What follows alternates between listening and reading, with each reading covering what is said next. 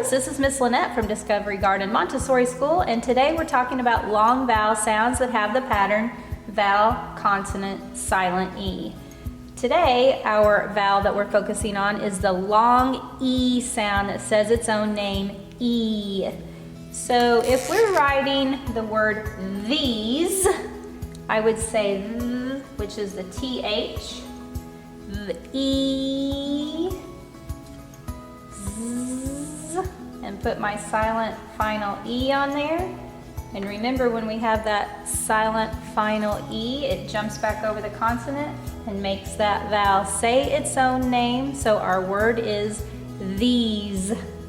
I see these people in the line. Let's try another one. This might be a word that you guys like. I'm going to try to spell meme. Let's begin that with an E,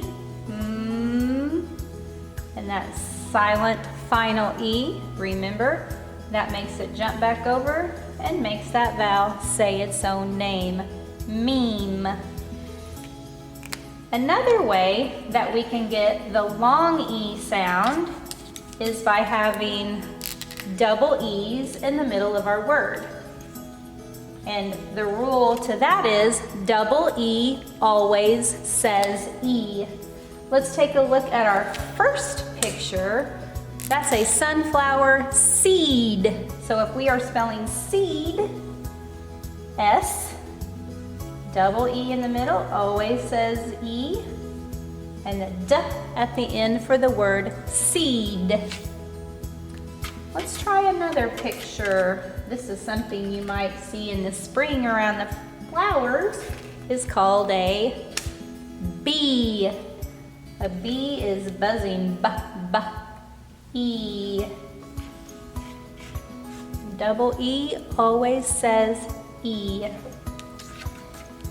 Another word we might find is Jeep. I want to ride in a Jeep. So J at the beginning, E, P. And now you spelled the word Jeep with double E always says E in the middle. Let's try one more. Feet. So the beginning sound of that is E, double E always says E, and T as our final consonant. So now you spelled the word feet. So now that you know that rule, let's try to read some double E words together. First word, feel. You try to say the word before I say it. Seam. Need. Sweep.